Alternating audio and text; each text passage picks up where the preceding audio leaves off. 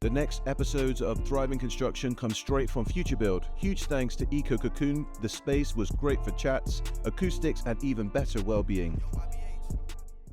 So playing devil's advocate here, what is the problem with greenwashing? If I just tell a story, everyone loves a bit of fantasy, a bit of escapism. Well, why not just hide those things? Is it really under the carpet, or is it just going to come back to bite me at some point in the future? I think there's 2 points. There's sort of a micro local point to make on this and a macro point. I'll start with the macro point. I think the problem with greenwashing, or the problem with any form of misinformation, in all honesty, and I don't think you even need to think about the built environment or even think about environmentalism here. Just look at what's happening in the US over the course of the last 6 weeks or so. The media has been flooded with information, a lot of it misinformation or disinformation, that is essentially causing everybody to move slowly. Decisions are made slower when we are flooded with information that we're not sure what's true and what's not. And we talk about the acceleration to net zero. Well, the acceleration to net zero requires speed. It requires speed of decision making. And the problem with greenwashing, in terms of its sort of overall global impact, if you like, is that it slows decision making down. And if we make slow decisions, we're not going to accelerate towards net zero probably. So that's from a macro level, I think, the key concern with greenwashing. In terms of on a sort of a local level, a business level, it's not just now about the reputational damage that you're going to do, which is significant, but there are changes that are afoot, certainly in Europe, and they're likely to affect us here in the UK when it comes to regulation. And I think there's a more discerning customer or supplier that you might, or partner you might work with, who is looking for evidence that you are a responsible communicator. And that's really what embodies the work that we're doing at the Charter, is we allow our signatories, sorry for allowing me to plug, but we allow our signatories to position themselves as responsible and ethical communicators and marketeers. And that's crucial, I think, in terms of purchasing decision. I'm sure you're aware of the recent change that BP had made in terms of, they had said very clearly and very boldly, we're going to shift from a petroleum into a renewable energy organization. And the shareholders went mad. And now they've switched back. Are there enough shareholders of larger organizations or even mid-sized organizations that really care about the things that you're talking about for it to grow and really matter? I think it'd be remiss of me not to agree, if you like, with the fact that clearly the ESG, the environmentalist agenda, if you like, is taking a bit of a bashing at the moment. And we find ourselves in a geopolitical climate, which is, it's scary. And, obviously the podcast, Thriving Construction, is all about sustainable construction. I mean, it's affecting you guys as well. I think it's affecting a lot of us. But I think the thing that people do care about, regardless of the view of ESG or sustainability, environmental sustainability, is they care about being lied to. They care about reading the truth, whatever that truth might be. Whether or not BP is choosing now to disregard all of its previous, assertions that it was going to, focus on renewables, etc., or not, we want to know that what they're telling us is the truth.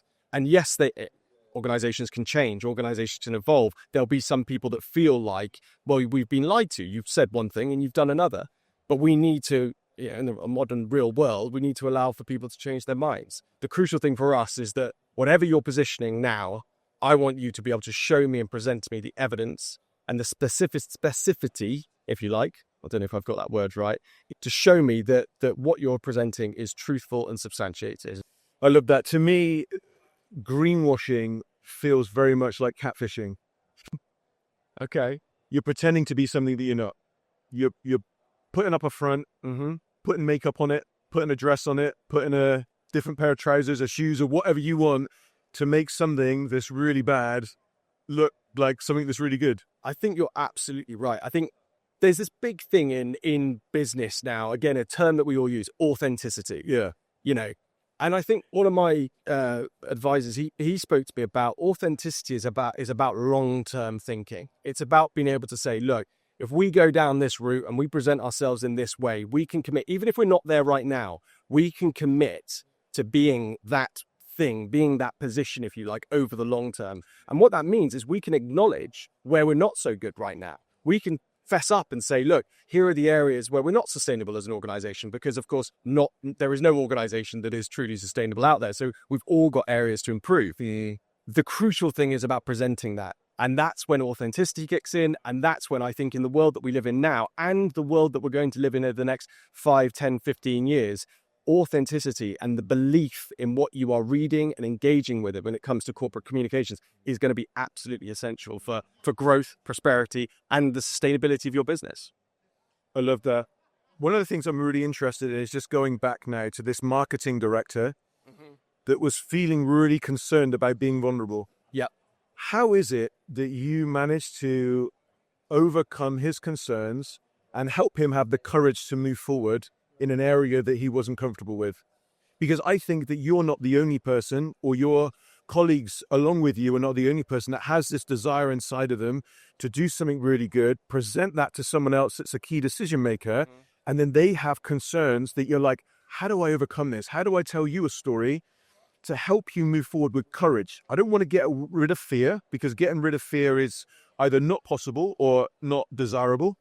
Fear is fine, but how do we move forward in the presence of fear, which is courage? I think there's a term that has come up time and time again, and it originated from conversations with this marketing director. It's getting a lot of airtime. I will give him a nudge after this to say that we, without naming, did talk a lot about you on the show. We discussed this. He said, I do feel uncomfortable. Are we ready to do this sort of thing? There was a lot of, are we ready? And once we do this, once we stick our heads above the parapet, we've stuck a target on our back that anybody can turn around and go, well, look, in your green claims policy, it says X and you're doing Y. And I sort of said, but that's almost that's the point, really. You're accountable to something publicly stated. And the crucial thing is that you now have, essentially you have a framework that you operate now within. And then he came back and we had this long discussion, and he threw the word clumsy at me. And I've used this word consistently since then. This is 3 years down the road. We are, in the sustainability world, we all need to acknowledge that we are just a bit clumsy at the moment. Most people are trying their very, very best to get this stuff right. In terms of instances of people, directly trying to mislead, they do happen. I think back to Grenfell Tower, there was some definite, clear deception and practices that were implemented within that particular case. However, the majority of people are trying to do their best. And what's going to happen is that we're going to be clumsy and we're going to get things wrong along the way. And when I spoke to this marketing director, it was the realization for him that positioning the brand as being one that was going to acknowledge when it got things wrong fully and accept responsibility for getting things wrong, but that by doing that, they would liberate themselves. And I think this is another key term, liberate themselves, to be able to communicate openly about the things that they are doing well. And I was actually watching, Darren, one of your previous episodes of Thrive in Construction with Martin Hearn, who's obviously the director here at Future Build today, which was perfect little segue for me to pull in. And you were asking or talking to him about greenwashing. And I think this is the key point here, is that we've got to have businesses feeling emboldened enough, comfortable enough in order to share, the credentials that they have. And I think the crucial thing to facilitate that is proactive disclosure around the areas that you're not so good, because that then gives you the condition, it liberates you to be able to speak confidently about the things that you are doing well. Thanks for watching to the end. I think that you'll like this, but before you do that, just make sure that you've commented and liked below, and also that you subscribed.